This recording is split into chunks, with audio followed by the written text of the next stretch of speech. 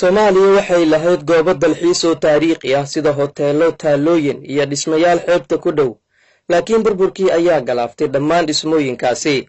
Sanado kadib ayay dadka reer Muqdisho dib u soo celinayaan meelaha dalxiiska. Halkan waa xeebta Liide ee Muqdisho.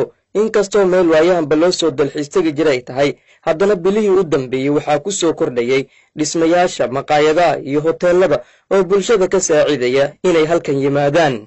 dhalinyaro galab kasta u soo nasiina iyo dalxiis tagta ayaan weydiiyey siday u arkaan kobaca dhismayaasha iyo tirada dalxiisayaasha qeybaha bulshada Soomaalida leh ee halkan yimaada. Waxaan aad iyo aad ugu hambaleynayaa sidan quruxda badan ee ninkan hoteeladan oo kale ee sameysteen ay ku daydaan ganacsatada dhulka banaan ee ku leh gadaasheena ka taagan oo wali aan dhismo aan loo helin. Dhismahan oo kale hadii magaaladan loo dhiso oo la hagaajiyo waxaan aaminsanahay dal qurux badan, xeeb qurux badan, shacab qurux badan inay ka soo bixi doonto. Anta meeshan aan taaganahay oo kale markii aan ka hadalno waa goobaha ugu weyn ee lagu soo dalxiis tago xeebta Liido. waxaan leenahay alxamdulillah inta maqan inta joogtana waxaan leenahay waan aragnay nala soo dhawaadeen nala arkay deekana. Maqaayadahan laba ka mid ah waxaa ka dhacay weerar dad badan ay ku dhinteen kuwaas oo nasiino iyo dalxiis xeebta u yimid. Hadda dhalinyaradan ma ku jirtaa walwalka in weeraradaasi oo kale ay halkan ka dhacaan. walwal anaga noocaas ma qabo. waxaan ku qabartay nin waliba waqti uu leeyahay. waqtigiisuna dhimana cid kale tan waqti ugu dareysana ma laha. laakiin mar waliba waxaan aaminsanahay in ma waxba ay dhici karaan. laakiin cabsiga waa iska jirtaa laakiin cabsida sidii sanadihii hore ma ahan. laakiin hadda waxaan aaminsanahay boqolkiiba 90 inay nabadgelyo ay tahay xeebta Liido. dadka halkan ku sugan oo dhalinyaro u badan waxay ku jiraan jawi ka duwan aragtida dad badan oo qaarkood aan Muqdisho ku sugnayn ay ka aaminsan yihiin magaaladan oo ay ka mid tahay dhibaatooyinka qaraxyada ugu horreysay ee mararka qaar caasimadan ka dhaca. ganacsatada hirgelisay dhismayaashan qurxoon oo sabab u noqday inay kordhaan tirada dadka u soo dalxiis taga xeebta ayaa ii sheegay in fursadan ay abuureen kadib markii ay arkeen in bulshadu ay u baahan tahay meelo ay ku dalxiisaan.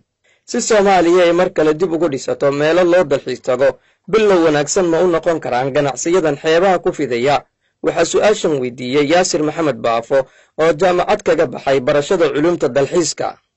طبعا بلو في عوان دلحيس كمركو ربو قف إنه مال ودلحيس وإنه هلا أديك وإنه أديك هوري وإنه هوتيل هليكر وكدجا وإنه هليكر مقايد وحكعنا وإنه هليكر دول نبضون إنه تجو وإنه هليكر الجديد وحفظ ذايو وحاصل مركب كل ما أنا وحليه كر قف ودلحيس كر مقالد مقدش ما أنتو حي ديار أتهاي دت كذا الصوماليات إنه يكون مرت صورته أين كهلان أديك قفك دلحيسها وكهلي كرمال كستو وصفر إنه كهلي كرمال المشماتة وكبلوا في عنا جوجنا. dadkii u soo joogay meelaha taariikhiga ah ee dalxiiska Soomaaliya waxay xusuusanayaan hoteelo iyo maqaayado caan ah oo hadda burbursan. maadaama aysan dawladdu dhisin kuwaasi ma kula tahay in ganacsatada fursad loo siiyo inay maalgashadaan dawladduna ay canshuurto. waxaan weydiiyey Yaasir Baafo. haddii dawladda siyaasadda si dhab ah u qaadato oo ay dardargeliso inay wadaagaan dadka ganacsiyada gaarka leh dawladdiina dhulkii iyo amnigii iyo wixii dhan ay kala qayb qaadato isu tagaas ayaa wuxuu keenayaa inuu maaragtay si habsami leh maaragtay u dhismo dalka dalxiiskana uu si fiican u soo noolaado. Cabdinaasir Maxamed, Telefishinka Universal, magaalada Muqdisho.